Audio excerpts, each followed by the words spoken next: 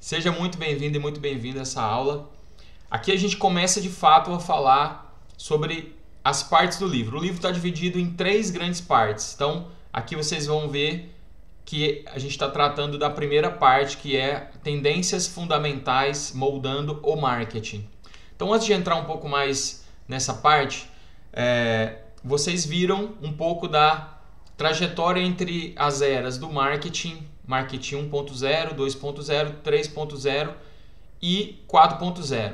Todo mundo consegue perceber, se avaliar um pouco até como era a maneira de se comunicar, a maneira de usar as mídias sociais que existiam, que não existem mais, as novas que surgiram, a evolução da tecnologia, a gente consegue perceber claramente que o mundo está mudando. Vou dar um exemplo que aconteceu recentemente. Meu irmão teve que fazer uma viagem para a Índia. Foi com a esposa dele, meu sobrinho e tal. E aí, teve um momento que ele me ligou. E aí eu não atendi, depois retornei para ele. Ou seja, com um clique, eu falei com o meu irmão que está na Índia gratuitamente usando o WhatsApp. E me lembrei, quando eu era criança, na minha infância, na cidade que a gente morava, tinha um telefone, que era um orelhão da cidade, um orelhão oficial, que era, acho que um telefone da empresa de telefonia lá, e tinha que fazer fila para poder falar por alguns minutos, e era caríssimo. Eu até depois comentei com a minha família, com meu pai e com minha mãe sobre isso, né, as mudanças que a gente tem daquela época para cá. E isso a gente pode falar aí num período de 30 anos, vamos colocar aí de 30 anos para cá, houve todas essas mudanças. Talvez alguns de vocês estão me ouvindo agora são mais novos, né? Então, assim, talvez nasceram de 2000 para cá, né? Tem às vezes 19 anos, né? 18, 17, talvez são mais novos. Mas vocês já conseguem perceber essas mudanças. E essas mudanças, elas também são no nível econômico, né? Global, a globalização, a economia e tudo mais. Tem no primeiro capítulo, entrando agora no primeiro capítulo, toda vez que vocês verem esse número, é a parte do livro que a gente está. Então eu vou avisar vocês, a gente está na parte 2, parte 3. Então a gente está na parte 1, iniciando agora, e aqui o C1 é de capítulo 1. Então o capítulo 1 ele traz o foco central nessa frase, que é de vertical, exclusivo e individual para horizontal, inclusivo e social. Então o que é isso? Antigamente o marketing ele era pensado, a construção das marcas era pensada muito de maneira exclusiva, para atender um público específico, era bem exclusivo e era pensando no indivíduo. E a comunicação ela era de uma estrutura muito verticalizada e muito assim, deixando o consumidor de forma muito passiva, porque eram os grandes mercados, as grandes corporações, as grandes empresas, os grandes veículos de comunicação que criavam conteúdo e interagiam diretamente com os consumidores, e da parte de cá, né, dos consumidores, não tinha muita interação com as marcas. Então era vertical, exclusivo e individual.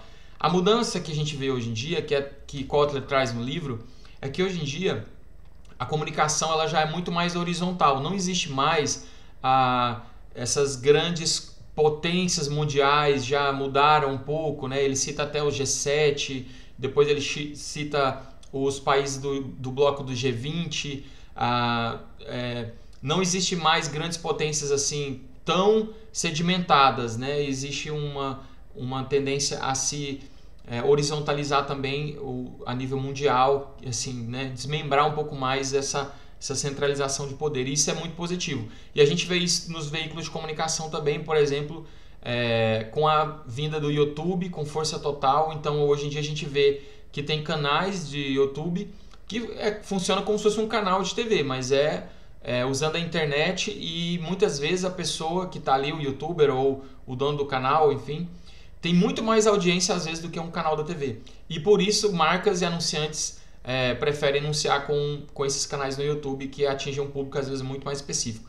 Então é um pouco disso que é essa quebra, que traz então esse cenário mais horizontal, onde vem com força total, é o que ele fala nesse capítulo, nesse início, que a gente tem então as tomadas de decisões dos consumidores muito mais pautadas na comunidade. Então a gente pode perceber que o indivíduo ele já não interage sozinho com a marca, ele sempre tem como buscar nas redes sociais, ele tem como buscar referências, ele vai ver vídeos, ele vai entrar numa comunidade, ele vai fazer uma pergunta na internet e vai ter lá uma comunidade que responde ele vai perguntar para os amigos, ele vai perguntar num grupo de WhatsApp. Isso eu vejo constantemente, né? Eu participo de alguns grupos na área de marketing, de comunicação, de design, criação.